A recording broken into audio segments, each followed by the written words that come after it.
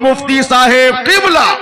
अब मैं जो ये अर्ज कर रहा था ये सुनिए, मैं ये बता रहा था अब सोहबत का असर क्या होता है ये हजरत उमर इब्ने खत्ताब की जिंदगी से देखिए। आपसे मेरी गुजारिश है, आपका बेटा मैट्रिक में पढ़ता है, आपकी बेटी इंटर में पढ़ती है, आपकी बीवियां भी शादी के बाद कॉलेज में पढ़ रही हैं और आप भी बिजनेस और तिजारत में लगे हुए हैं।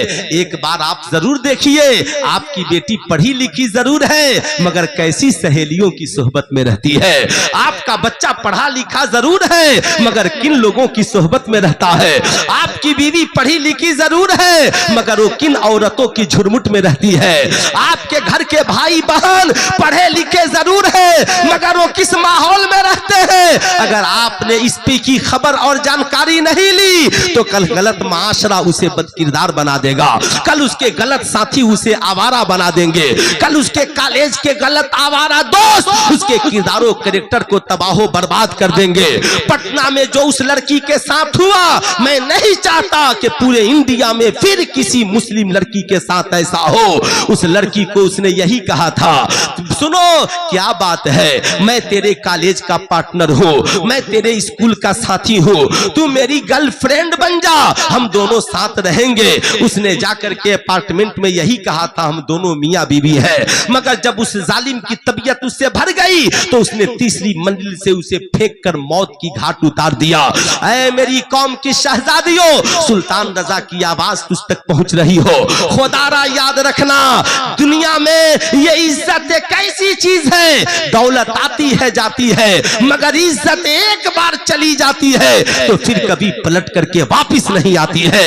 इसलिए जहां भी रहना अपनी इज्जत की हिफाजत करना, अपने माँ बाप की इज्जत की हिफाजत करना, अपने आबरू की हिफाजत करना। आज माशरा इतना बिगड़ गया, नमाज तो फर्ज है, हर बच्चा बच्ची नमाज पढ़े। मुझे अफसोस भी होता है, छोटे छोटे बच्चों को ये तो याद है कि मछली जल की रानी है, जीवन उसका पानी है। मैंने एक बच्चे से पूछा कि मछली को पानी से निकाल दिया जाए, बोली सर मर जाएगी। मैंने कहा अच्छा, मछली को पानी से निकाल दिया जाए तो मर जाएगी ये पता है, मगर आज से कई सौ बरस पहले इमाम राजी ने कहा था, अल मोमिनो फिल मस्जिद कसमको फिल माँ, मोमिन का रिश्ता मस्जिद से ऐसे है जैसे मछली का रिश्ता पानी से है। मछली पानी के बगैर जिंदा नहीं रह सकती और मोमिन मस्जिद के बगैर जिंदा नहीं रह सकता। बताइए ईमानदारी से, हमारे छोटे छोटे बच्चे बच्चियों को इंग्लिश में पोएम याद हो गए, हिंदी में पोएम याद हो गए मगर हमने अरबी का एक मकूला याद नहीं करा पाया। मगर ये दारुल उलूम मंजरे हक टांडा का इल्मी फैजान है, यहाँ बच्चे उर्दू में भी खिताब करते हैं और अरबी में भी खिताब करते हैं। माशाअल्लाह माशाअल्लाह माशाअल्लाह। आप लोगों की उन बच्चों की तकरीर सुनकर के तबीयत खुश हुई कि नहीं हुई? अरे हाथ उठा करके बोलिए, खुश हुई कि नहीं हुई? खुश हुई ना। इंशाअल्लाह जो बच्चे यहाँ बोलते हैं कल वही सुल्तान रजा की जगह खड़े होकर के बोलेंगे। इंशाअल्लाह याद रखें, उन बच्चों की हौसला अफजाई करें और यकीनन उस्ताद से बड़ा कौन हो सकता है? जो माँ बाप से भी बढ़कर सोचता है वो उस्ताद है, जो हमारी फिक्र को ऊंची उड़ान देता है वो उस्ताद है, जो हमारी तालीम को तरबियत के साथ निखार देता है वो हमारे ये असातिज़ा है। आज अफसोस है इस कौम के लिए, इस कौम ने कौम के खतीबों का तो डिमांड बढ़ा दिया मगर अफसोस हमारी कौम के वो उलमा जिन्होंने 60 साल मदरसे में काल अल्लाह व काल रसूल पढ़ाते रहे, आज हमने उन्हें एक चाय का मोहताज बना दिया है, एक अच्छे कपड़े का मोहताज बना दिया है, एक अच्छी शेरवानी का मोहताज बना दिया है। मगर जलसे में थोड़ी सी तकरीर करने आ गई तो उसका अमामा भी चमकता है, जुब्बा भी चमकता है। ऐ मेरे दोस्त, आप अपनी फिक्र को परवाज दीजिए, जलसों के बजाय दरसगाहों को मजबूत कीजिए ताकि हमारा ईमानो अकीदा भी महफूज हो और आने वाली हमारी नस्लें भी महफूज। वाह वाह वाह वाह, सुभान अल्लाह सुभान अल्लाह। आने वाली हमारी नस्ल भी महफूज हो। माशाअल्लाह अफसोस होता है, मैं जहां से बोल रहा हूं यहां भी इन बुजुर्गों की अजमत के तज़किरे नहीं किए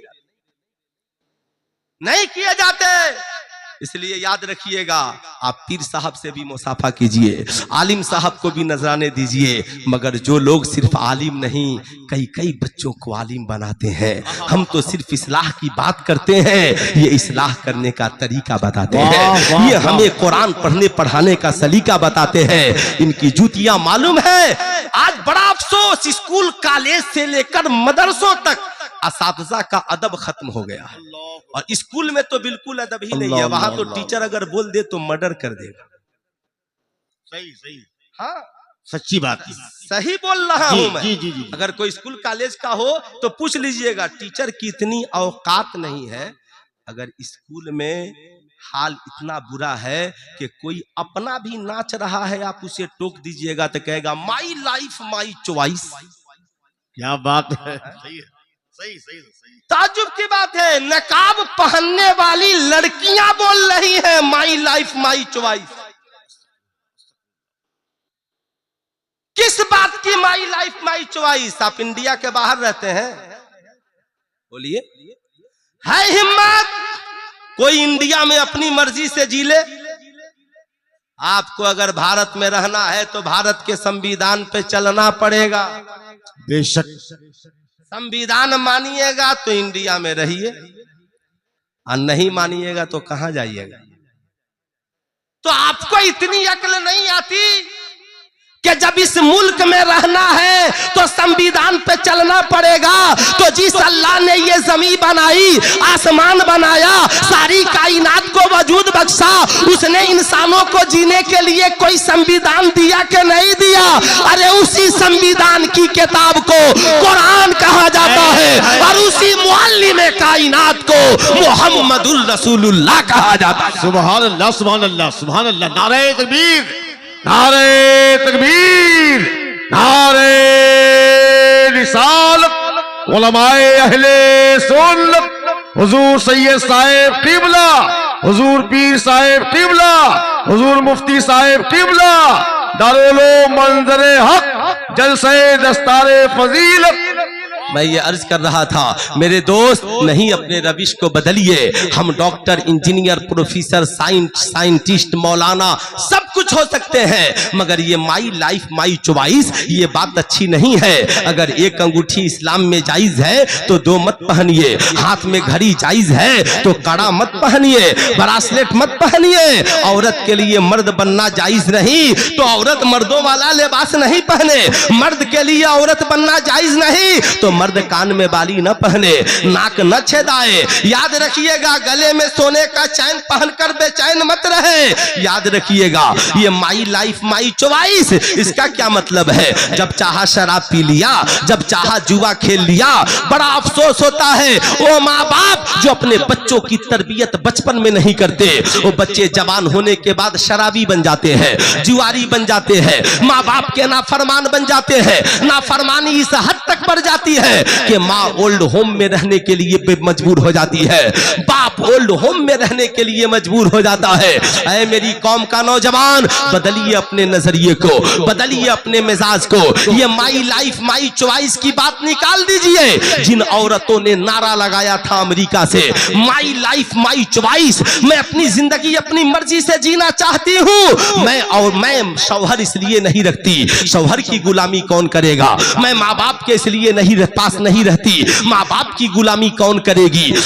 میں نہیں کر سکتی، میں اس لیے شادی نہیں کرتی، بچے پیدا کرنے کے بعد بچوں کی غلامی کون کرے گا؟ میں آزاد ہوں، میں جب چاہوں ڈیوٹی کروں، میں جب چاہوں جیوں، میں جب چاہوں معذاللہ شراب پیوں، میں جب چاہوں ناچوں گاؤں۔ ان عورتوں کا حال اتنا برا ہوا کہ مرنے کے بعد جب ان کی جوانی ڈھل گئی تو انہیں معاشرے میں کتا بھی پوچھنے والا نہیں ملا۔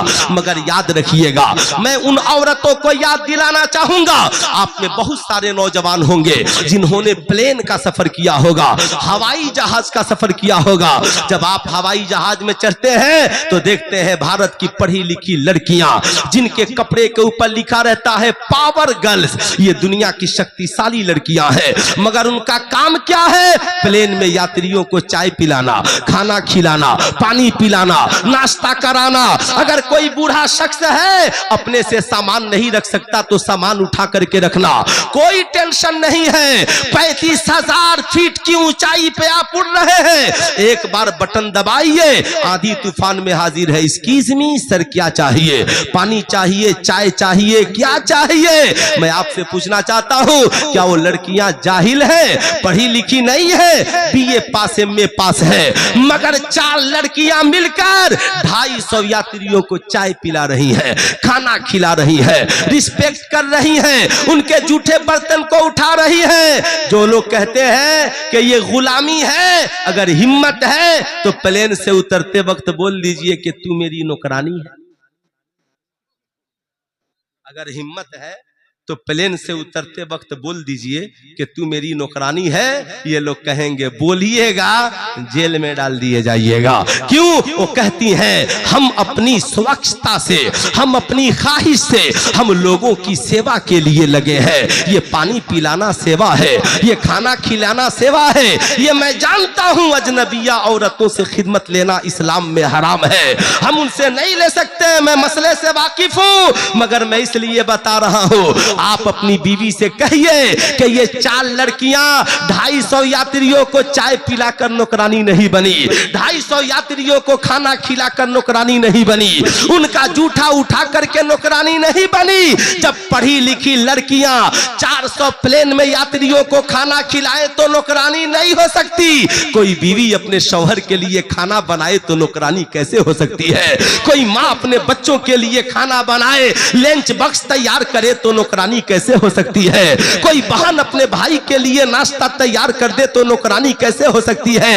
यह नौकरानी की अलामत नहीं, यह सैयदा खातूने जन्नत की मोहब्बत की निशानी है। सैयदा खातूने जन्नत हाथों से रोटियां भी बनाती थी, जबान से कुरान की तिलावत भी करती थी, मशकीजे में पानी भी भरती थी, चक्की भी चलाती थी, हसनैन करीमैन का कपड़ा भी धुलती थी, सरकार मौलाए कायनात के लिए खाना भी बनाती थी और अब्बा हुजूर और सहाबा के लिए रोटियां भी बना करके भेजती थी। बताओ मेरी कौम की शहजादियों, इसलिए आज के जलसे से पैगाम लेकर के जाओ, ज़हन को निगेटिव न करना, पढ़ लिख कर समाज में कामयाब बनना है, मगर कैरेक्टर हीन नहीं। हमें मर्द है तो गुलामी मुस्तफा में जीना है और औरतें हैं तो सैयदा खातूने जन्नत की कनीज बनकर जीना, वाह वाह वाह, कनीज बन करके जीना है। याद रखिएगा, इस दौर जिस दौर में हम और आप जी रहे हैं, ये दौर तीर तलवार का नहीं है, ये दौर बम बारूद का नहीं है, ये दौर लश्करे जर्रार का नहीं है, ये दौर आला हजरत के मिशन का, ये दौर आला हजरत के मिशन का है। आप कहिएगा आला हजरत का मिशन क्या है? उनके दर का ये कुत्ता कहता है। आला हजरत का मिशन पढ़िए। आला हजरत ने अपने 10 नुकाती प्रोग्राम में लिखा था, हमारी कौम के जो बच्चे तालीम हासिल कर रहे हैं उनकी तालीमी सलाहियतों की जांच कराई जाए, तालीमी सलाहियतों की जांच कराई जाए। मैनेजर साहब ने जिस प्रोजेक्ट को लॉन्च किया, ये काबिल मुबारकबाद है। यूपीएससी बीपीएससी की तैयारी कराना, नीट की तैयारी कराना क्यों जरूरी है? सुनिए, 100 साल पहले बरेली के रजा ने, आज कुछ लोग कहते हैं, अभी मैं हैदराबाद गया था शबे बरअत में, इमाम साहब कह रहे थे जब से इश्तहार छपा सब लोग आकर पूछते थे बरेलवी मौलवी आ रहा है। हजरत कुछ लोग तो इसलिए देखने के लिए आए थे कि ये बरेलवी मौलवी बोलता क्या है। मैंने कहा हम क्या बोलेंगे, हम तो वही बोलेंगे जो आला हजरत अशरफी मियाँ ने बोलना सिखलाया है, हम तो वही बोलेंगे जो बरेली के इमाम अहमद रजा ने बोलना सिखलाया है, हम तो वही बोलेंगे जो मुहद्दिस आजम ने बोलना सिखलाया है, हम तो वही बोलेंगे जो मुफ्ती आजम ने बोलना सिखलाया है। अभी स्टेज से हमारे बच्चे वही बोल रहे थे जो अल्लामा आकिल मन्नानी साहब किबला ने, हजरत अल्लामा आकिल साहब किबला ने बोलना सिखलाया है, अल्लामा अंजुम साहब किबला ने बोलना सिखलाया है। हमें जो इनसे विरासत मिलती है हम उसे आप तक पहुंचाते हैं। बरेली के इमाम अहमद रजा ने इस कौम को ज़हन दिया कि हमारे जो बच्चे पढ़ लिख रहे हैं इनकी तालीमी सलाहियतों की काउंसलिंग कराइए। अगर ये बच्चे मदारिस में पढ़ते हैं तो क्या ये बच्चे कुछ बनने की सलाहियत रखते हैं? क्या ये बच्चे पढ़ करके मुबल्लिग बन सकते हैं, मुफस्सिर बन सकते हैं, मुनाजिर बन सकते हैं, मुहद्दिस बन सकते हैं, मुफस्सिर बन सकते हैं? बहुत बड़े मुबल्लिग अल्लामा अब्दुल अलीम आलिम मेरिट की तरह बन सकते हैं। क्या बन सकते हैं? जो बन सकते हैं मुनासिब पैसा खर्च करके इन्हें बना दिया जाए। मैं उसी से अखज़ करते हुए इस दौर में कहता हूं कि इस दौर में हमारी कौम के जो बच्चे स्कूल में पढ़ रहे हैं, कॉलेज में पढ़ रहे हैं, डिवीजन सेंटर में पढ़ रहे हैं, आपको ये पता लगाना होगा इस साल मैट्रिक में अपनी बस्ती में कितने बच्चों ने अच्छा प्रदर्शन किया, इस साल इंटर में कितने छात्र छात्राओं की पोजीशन बेहतर रही। क्या उसमें कोई ऐसा बच्चा है जो पढ़ेगा तो जज बन सकता है? क्या कोई ऐसा बच्चा है जो पढ़ेगा तो यूपीएससी बीपीएससी की तैयारी करके एसपीडीएम बन सकता है? क्या कोई ऐसा बच्चा है जो पढ़ेगा तो लॉयर और वकील बन सकता है? क्या कोई ऐसा बच्चा है जो पढ़ेगा तो डॉक्टर बन सकता है? मियां टांडा के माहौल और मिजाज को बदलने के लिए कम से कम हम ऐसे 10-20 नौजवानों का चुनाव करें जो कौम के ब्रिलियंट बच्चे हो। 10 साल साइलेंट मूड में दारुल उलूम मंजर हक टांडा के अराकीन और असातिज़ा के निगरानी में उन बच्चों के पीछे मेहनत करें। हम ये पता लगाएं कि उनकी माली हैसियत क्या है। क्या उनके माँ बाप इन्हें पढ़ा सकते हैं? अगर वो नहीं पढ़ा सकते तो मैं कहता हूं आप इन बड़े बुजुर्गों से पूछ लीजिएगा, ज़कात का हकदार हर गरीब ईमानदार मुसलमान है, वो चाहे स्कूल में पढ़ता हो चाहे मदरसे में पढ़ता हो। आप इन्हें कहिए कि उसका बाप अमीर नहीं है, उसके माँ के पास पैसा नहीं, हजरत ये बच्चा आपके जिम्मे है। पूरी कौम पैसा जमा करके उन गरीब बच्चों को उस ऊंचे उड़ान तक पहुंचाइए, उन ऊंची कुर्सियों तक पहुंचाइए, ताकि 10-20 साल बाद आपके गांव में एक जज भी हो, एक डॉक्टर भी हो, एक इंजीनियर भी हो, एक आईपीएस अफसर भी हो, अल्लामा आकिल साहब की तरह एक बेहतरीन मुहद्दिस भी हो, अल्लामा अंजुम साहब की तरह बेहतरीन आलिम मुफ्ती भी हो, मौलाना शहजाद साहब की तरह बेहतरीन आलिम हो, मियां जानते हैं बेहतरीन हाफिज कुरान हो। ये हमारी सोसाइटी के लिए जरूरी है, मगर ये बड़ी कुर्सियां उनके पास बाद में हो। समाज में वो आशिके मुस्तफा पहले हो, आशिके मुस्तफा पहले हो। इसलिए कि इस कौम की हिफाजत के लिए लश्करे जर्रार की जरूरत नहीं, पढ़े लिखे हुसैनी नौजवान की जरूरत है। अगर आपने आज तैयार नहीं किया तो याद रखिए आपकी इस बिल्डिंगों की हिफाजत कौन करेगा? आपकी बहू बेटियों की इज्जत की हिफाजत कौन करेगा? हमारी माओ बहनों की इज्जत की हिफाजत कौन करेगा? मुझे बिहार में याद है, बिहार में मेरे एक साथी को किसी मामले में पुलिस आई और सुबह उठा करके लेकर के चली गई। जब मैं पहुंचा तो दारोगा साहब ने कहा, मुफ्ती साहब फौरन थाने से निकल जाइए, मर्डर केस का मामला। मैंने कहा मेरा दोस्त तो मर्डर कर ही नहीं सकता है, उसे एक चाकू तक नहीं रखता, ये मर्डर करने की बात कर रहे हैं दारोगा जी। कहा आप पहले यहां से निकलिए, बाद में बात करेंगे। मैंने फौरन, मेरे रिलेटिव में डीएसपी साहब है, मैंने फोन किया, बोले हजरत अभी फोन, बोले ऐसा ऐसा मामला का, बस टेंशन मत लीजिए वहीं बैठिए। उन्होंने फोन किया दारोगा को, कहा क्या मामला है? कहा सर ऐसी बात है। कहा शाम तक उसको जल्दी जांच करो और क्या है मुझे रिपोर्ट करो। मैं जलसे में रांची जा रहा था, दारोगा जी ने कहा हजरत जाइए, हम लोग पता लगा लेंगे, शाम तक इनको घर पहुंचा देंगे। ठीक वही हुआ, ठीक वही हुआ। क्यों? इसलिए कि उस वक्त हम लोगों के पास पावर ऑफ एजुकेशन था। अगर आप भी चाहते हैं कि आपका घर बलडोजर से बचे, आप चाहते हैं कि इन मदारिस की हिफाजत हो, तो अपने बच्चों को आईपीएस अफसर बनाना होगा, अपने बच्चों को जज बनाना होगा, अपने बच्चों को वकील बनाना होगा। याद रखिए अपने बच्चे को बड़ा आलिम बनाना होगा। ये आलिम नहीं बनेंगे तो बताओ हमारी कौम के अकायद की हिफाजत कौन करेगा? हमारे बच्चों के ईमान की हिफाजत कौन करेगा? इनके अखलाको किरदार की हिफाजत कौन करेगा? हमें नमाजी, हाजी, समाज का सच्चा इंसान कौन बनाएगा? और पढ़ लिख कर हमारे बच्चे engineer, doctor, professor, scientist, lawyer, वकील, आईपीएस अफसर नहीं बनेंगे तो समाज में ऊंची उड़ान वालों के सामने सच्चाई का कलम कौन चलाएगा? वाह वाह वाह, कौन चलाएगा? मगर ये होगा कैसे? तकरीर करना आसान है, बहुत आसान। 2 मिनट में मैं बोलूंगा, कल होकर जाकर आप लोग बोलिएगा हजरत बहुत अच्छी तकरीर हुई, फिर अगले साल उनको दावत कर दीजिए। क्या बात हजरत, क्या बात है, वाह। इससे आगे आपका कोई मुतालबा नहीं होगा। लेकिन मैं कहता हूं मुझे किसी साल मत बुलाइएगा, लेकिन मैनेजर साहब का जो मिशन है उससे आज वादा कीजिए कि हम सबको जुड़ जाना है। कितने लोग जुड़ेंगे, जरा हाथ उठाइए। अरे सब लोग हाथ उठाइए, कितने लोग मैनेजर साहब के मिशन से जुड़ेंगे? आप लोग को नहीं जुड़ना है? जुड़ना है तो हाथ उठाइए पूरा मजमा। सब लोगों को जुड़ना है। क्यों? सुनिए क्यों जुड़ना है, जानते हैं क्यों? जो बच्चे कॉलेज में आवारा हो रहे हैं, स्कूल में शराबी जुआरी हो रहे, उन्हें बचाना है। कॉलेज से भगा कर नहीं बचाना है, स्कूल से भगा कर नहीं बचाना है। हमारे बच्चे 5 के बाद बड़े स्कूल में जाएंगे, 6, 8 के बाद बड़े स्कूल में जाएंगे, इंटर के बाद जाएंगे। पहले याद, मंजरे हक इंग्लिश मीडियम स्कूल में नर्सरी भी पढ़ेंगे, LKG भी पढ़ेंगे, UKG भी पढ़ेंगे, 1 भी पढ़ेंगे, 2 भी पढ़ेंगे। क्यों? इसलिए कि यहाँ पे निगरानी करने वाला फासिक नहीं, आलिमे दीन होगा, आशिके मुस्तफा होगा। यहाँ मास्टर भी बहाल किए जाएंगे, पढ़ाने के लिए आलिम भी होगा। 1 से 100 यहीं पढ़ेगा, क से गया यहीं पढ़ेगा, अलिफ से या यहीं पढ़ेगा, A से Z यहीं पढ़ेगा।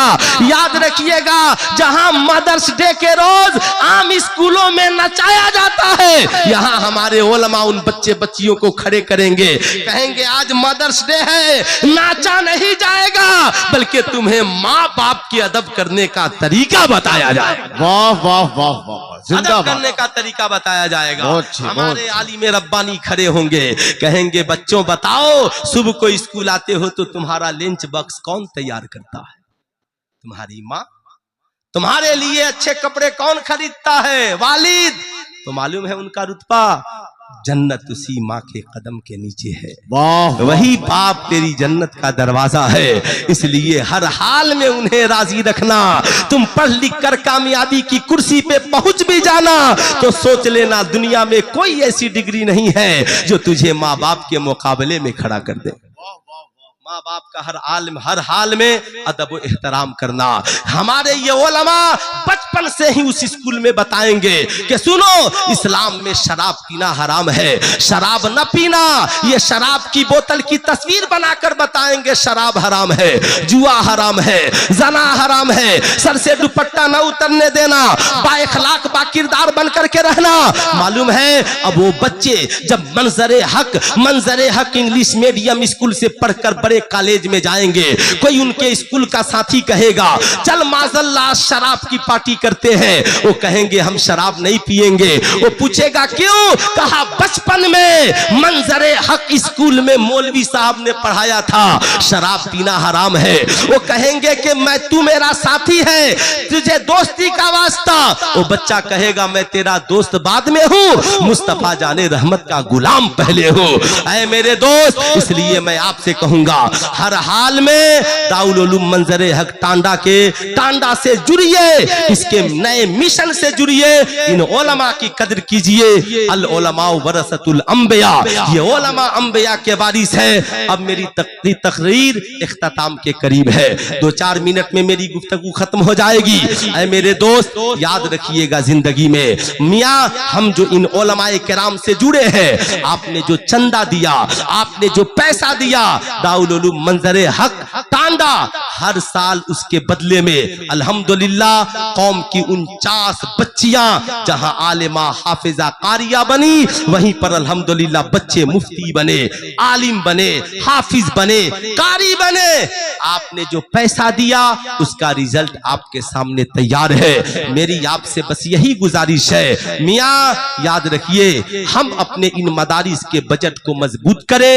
ये मदारिस मजबूत होंगे, हम मजबूत होंगे, हमारी कौम मजबूत होगी। मदारिस हमारी रीढ़ की हड्डी है। चलते चलते बस आखिरी मेरा मशवरा है आप लोगों के लिए, आखिरी मशवरा खूब याद रखिएगा, सोशल मीडिया से कभी दीन मत सीखिएगा। सोशल मीडिया से कभी दीन, आपके पास इतने बड़े बड़े आलिम हैं यार, आप इनसे दीन सीखिएगा, बुरा मत मानिएगा। ورنہ طارق مسعود جیسا جاہل مولوی پاکستان کا بیٹھا ہے جو کہتا ہے کہ معاذ اللہ قرآن کے گرامر میں غلطی ہے، جبکہ قرآن نے صاف کہا ذالک الکتاب لا ریب فیہ۔ ایک شخص نے اس کی ویڈیو بھیجی مجھے، کہ حضرت یہ سنیے گا کیا بول رہا ہے، بول رہا تھا کہ بیوی بھی بھوکی ہو، ماں بھی بھوکی ہو، باپ بھی بھوکا ہو، اور کھانا ملے تو پہلے بیوی کو کھلاؤ۔ میں نے کہا بے وقوف، آج تک ہمارے علماء یہی پڑھا رہے ہیں کہ مرد کی زندگی میں پہلا حق ہماری ماں کا ہے، ہماری ماں کا ہے۔ بڑا افسوس کا مقام ہے اے میرے دوست، وہ مرزا جہلی جو کہتا ہے کہ معاذ اللہ پتنگ بازی جائز ہے، تاش کھیلنا جائز ہے۔ یاد رکھیے گا، سوشل میڈیا سے دین اس لیے مت سیکھیے، کروڑوں بد عقیدے اپنا چینل بنا کر کے تیار ہے، جاہل مولوی اپنی مزاحیہ تقریر لے کر وہاں بیٹھے ہیں۔ کب شیطان آپ اس کی تقریر سنیں اور شیطان آپ کے عقیدے پہ حملہ کر دے، ایمان پہ حملہ کر دے، کردار و کریکٹر پہ حملہ کر دے۔ یاد رکھیے گا، جیسے آپ کہیں گے مولانا کیوں نہیں سوشل میڈیا سے ہم دین سیکھ سکتے ہیں، یوٹیوب پہ ہے۔ میں کہتا ہوں یوٹیوب پہ آنکھ کا بھی آپریشن کا طریقہ ہے کوئی جو اپنے باپ کے آنکھ کا آپریشن یوٹیوب پہ دیکھ کر دے؟ یوٹیوب پہ ہارٹ کے بھی آپریشن کا طریقہ موجود ہے کوئی جو اپنی ماں کے ہارٹ کا آپریشن یوٹیوب پہ دیکھ کر دے؟ آپ کہیں گے حاجی صاحب کیسے مولوی کو بولا دیا؟ اگر ہم یوٹیوب پر دیکھ کر ہارٹ کا آپریشن کریں گے تو میری ماں کی جان چلی جائے گی، میرے باپ کی زندگی ختم ہو جائے گی۔ میں نے کہا آپریشن کس سے کرائیے گا؟ کہا اس سے کرائیں گے جو ہارٹ اسپیشلسٹ ہوگا، جس نے سینکڑوں بیماروں کا علاج صحیح کیا ہوگا، اس بات کی گارنٹی لے کے میں آپریشن صحیح کروں گا۔ میں کہوں گا ایمانداری سے بتاؤ، جب سوشل میڈیا پہ دیکھ کر آپریشن نہیں کر سکتے اس لیے کہ جان کو خطرہ ہے، تو ایمان جان سے بھی زیادہ قیمتی ہے۔ جب ہم یوٹیوب پہ دیکھ کر جان کو داؤ پہ نہیں لگا سکتے تو یوٹیوب پہ آوارہ مولویوں کی تقریریں سن کر ہم اپنے ایمان کو بھی داؤ پہ نہیں لگا سکتے۔ اس لیے جیسے ہم ماہر ڈاکٹر سے آپریشن کراتے ہیں، ویسے ہی ماہر علماء کرام سے آپ دین سیکھیے، جو عاشق مصطفیٰ بھی ہو، جو صاحب یاد رکھیے عاشق مصطفیٰ بھی ہو، جو امام اعظم ابو حنیفہ کی تعلیمات کو عام کرنے والے ہو۔ یاد رکھیے گا، جو اس دور میں امام احمد رضا خان فاضل بریلوی علیہ رحمہ و رضوان کی تعلیمات کو عام کرنے والے ہو، جو اس دور میں اعلیٰ حضرت اشرفی میاں کے تعلیمات کو عام کرنے والے ہو، جو حضور محدث اعظم کی تعلیمات کو عام کرنے والے ہو۔ آج زمانہ ہم سے پوچھتا ہے ان علماء اہل سنت نے کیا کیا؟ آپ برا مت مانیے گا، ان علماء کا احسان سمجھیے۔ جب عقیدہ توحید پہ حملہ ہوا اور کہا گیا کہ معاذ اللہ خدا جھوٹ بول سکتا ہے، اس وقت عقیدہ توحید کی حفاظت کی ہے تو ان علماء نے کی ہے۔ جب حضور صلی اللہ علیہ وسلم کی عظمت پہ حملہ ہوا، اس وقت اگر کسی نے عشق رسالت کی ہمارے دلوں میں بیج بویا ہے اور عقیدہ رسالت کی حفاظت کی ہے تو ان علماء اہل سنت نے کی ہے۔ جب زمانہ ہمیں خارجی بنا رہا تھا اور کوئی ہمیں رافضی بنا رہا تھا، اس وقت ہمیں صحابہ اور اہل بیت دونوں سے پیار کرنا جس نے سکھایا وہ علماء اہل سنت ہے۔ جب اولیاء کرام کی عظمت پہ حملہ ہو رہا تھا، اس وقت جس نے ولیوں کی عظمت کو ہمارے سینے میں بیٹھایا وہ علماء اہل سنت ہے۔ ان کا احسان ہے جنہوں نے ہمیں خارجی بھی نہیں بننے دیا، رافضی بھی نہیں بننے دیا، یہ بتایا اہل سنت کا ہے بیڑا پار اصحاب حضور، نجم ہے اور ناؤ ہے اطرت رسول اللہ کی۔ اس لیے میرے دوست باوقار علماء اہل سنت سے جڑ کر رہیے، دین ان سے سیکھیے، یہ آپ کو نماز بھی سکھلائیں گے، حضور کا پیار بھی سکھلائیں گے، ماں باپ کا ادب بھی سکھلائیں گے، زندگی سے لے کر موت تک ایک بہترین زندگی جینے کا سلیقہ بتائیں گے۔ ہمیں مائی لائف مائی چوائس نہیں، قرآن میں رب نے کہا لقد کان لکم فی رسول اللہ اسوۃ حسنہ، زندگی ہماری ہو، سیرت مدینے والے مصطفیٰ کی ہو، زندگی باقی ملاقات باقی۔ پورا مجمع مل کر پڑھ لیجئے استغفر اللہ ربی من کل ذنب واتوب الیہ، پڑھ لیجئے لا الہ الا اللہ محمد الرسول اللہ صلی اللہ علیہ وسلم۔ السلام علیکم۔